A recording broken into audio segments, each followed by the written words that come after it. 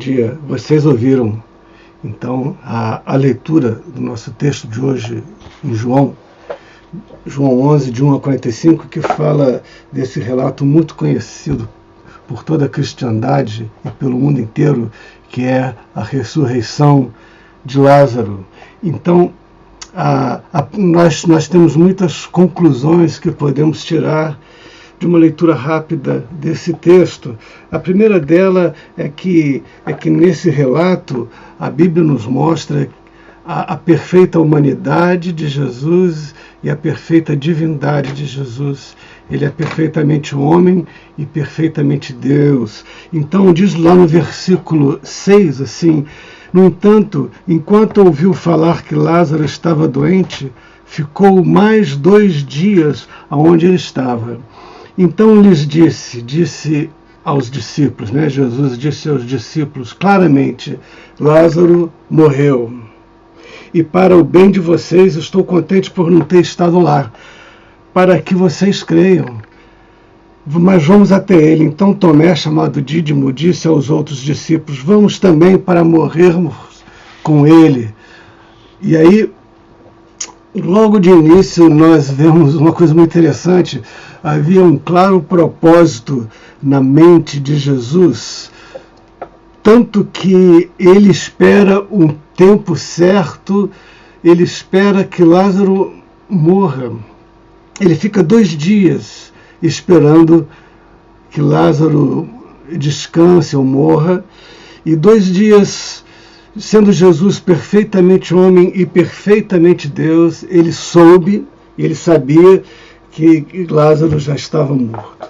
Nós não entendemos, às vezes, a demora de Deus em agir nas nossas vidas. Às vezes, ele leva mais tempo do que a gente quer, mas pode até parecer um clichê evangélico, assim, que a gente ouve o tempo todo, que Deus tem o seu tempo, Deus não demora, mas é verdade, Deus esperou 2 dias com um propósito, e Deus sabe o que está, e Deus sabia, o próprio Senhor sabia o que estava fazendo, embora os discípulos não estavam entendendo direito.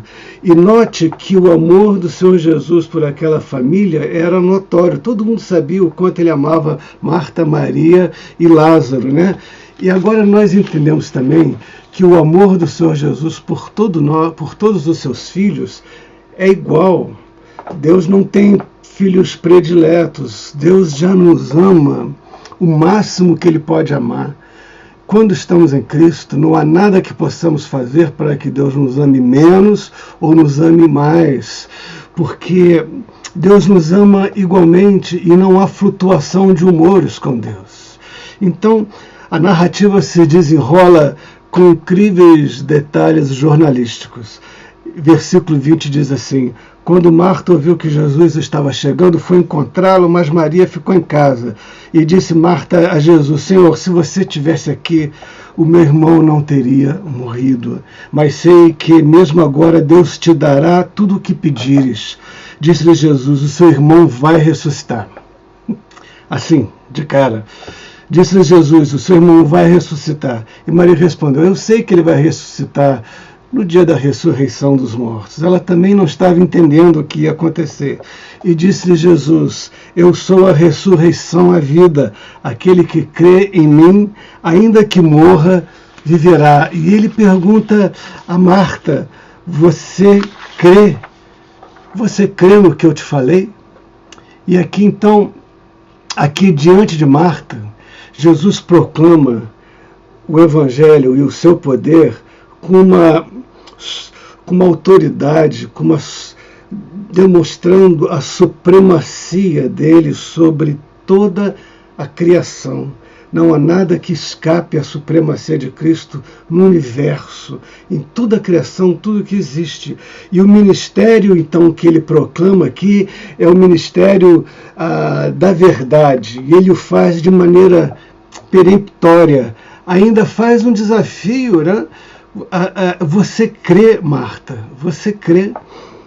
E agora entra em cena Maria.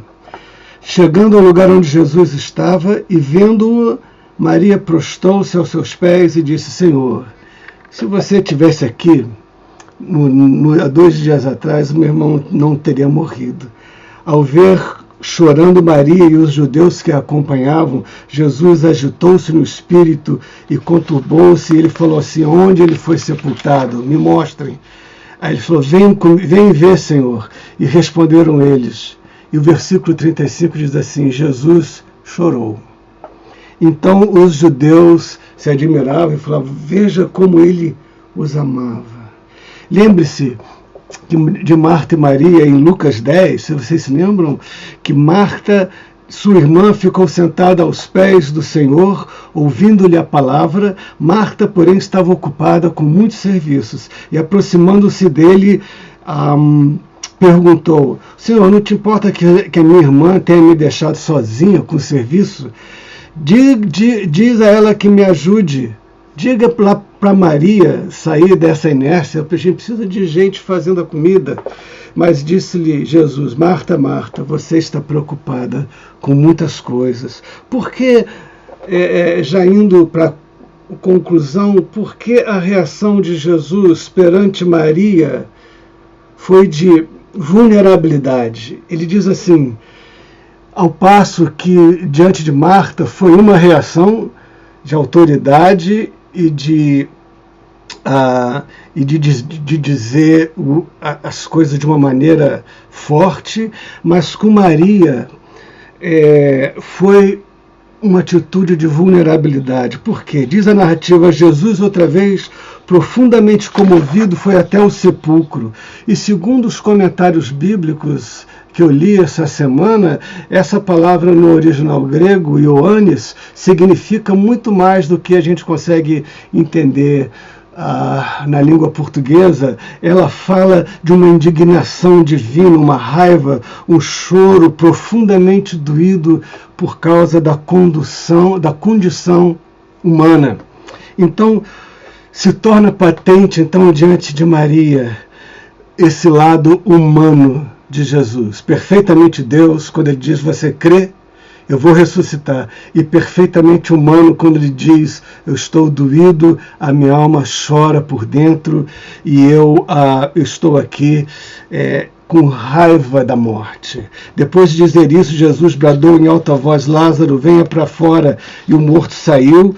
Tirem as suas faixas, deixe-nos ir. E muitos dos judeus que tinham vindo visitar Maria, vendo o que tinha acontecido, creram nele.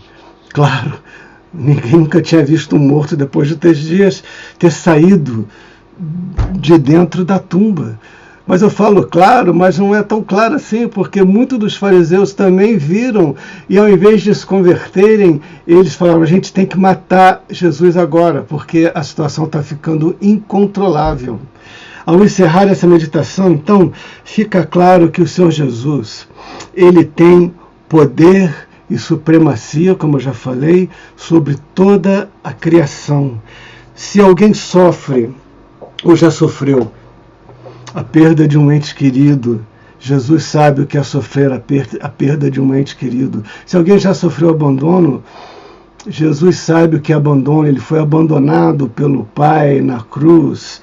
Jesus, se você já experimentou choro, depressão na sua vida, Jesus também já experimentou isso no jardim de Getsemane, quando a palavra fala que a sua alma se deprimiu muito fortemente. Se você já chorou, como todos nós humanos choramos, o nosso Senhor também experimentou profunda e visceralmente a dor humana. Note que muitos, ao verem aquela cena, se convertem, né? Eles veem aquilo, ficam tão impressionados. E aí, mas tem um detalhe: ao fazer isso, Jesus sabia que estaria assinando a sua pena de morte. Ele sabia, porque ele conhecia os pensamentos humanos, ele podia penetrar naquilo que os fariseus estavam tramando contra ele sabia perfeitamente. Então, os fariseus disseram assim: se o deixarmos, isso em João ainda, todos crerão nele, e então os romanos virão e tirarão tanto nosso lugar tanto o nosso lugar como a nossa nação. Não percebeis que vos é melhor que morra um homem pelo povo do que pereça uma nação inteira? A lógica dos fariseus é assim: olha, só vai morrer um. O que é um homem em relação a uma nação inteira? Vamos matar ele, porque matando a gente conserva o nosso status quo. E Lázaro, então, queridos, ele foi ressuscitado. Ele viveu a sua vida, nós não sabemos, não temos mais informações sobre ele. Mas Lázaro depois morreu, obviamente, naturalmente, de velhice ou de alguma doença, a gente não sabe. Mas a ressurreição de Cristo é totalmente diferente de todas as outras ressurreições que aconteceram, tanto no Antigo como no Novo Testamento. A ressurreição de Cristo é a ressurreição dos mortos que nos deu a vida eterna. É porque ele ressurgiu dos mortos e foi assunto aos céus, é que nós podemos nos aproximar com confiança do trono do Pai e dizer: obrigado, Senhor, porque a sua ressurreição me tornou aceitável aos seus olhos. Então nós agradecemos e nós oramos. É por isso que esse é o centro da doutrina do Evangelho, a ressurreição de Cristo. Se tirarmos a ressurreição do panorama e da narrativa dos Evangelhos, eles perdem totalmente o sentido e vira somente um livro sagrado, um livro de mitologia, um livro de histórias de um grande sábio que andou por essa terra. Mas a ressurreição de Cristo, a ressurreição que nos permitiu ter a vida eterna, é graças ao sacrifício que ele fez na cruz por nós. Então, meus amigos, tenham um ótimo dia e que Deus abençoe vocês todos. Tchau.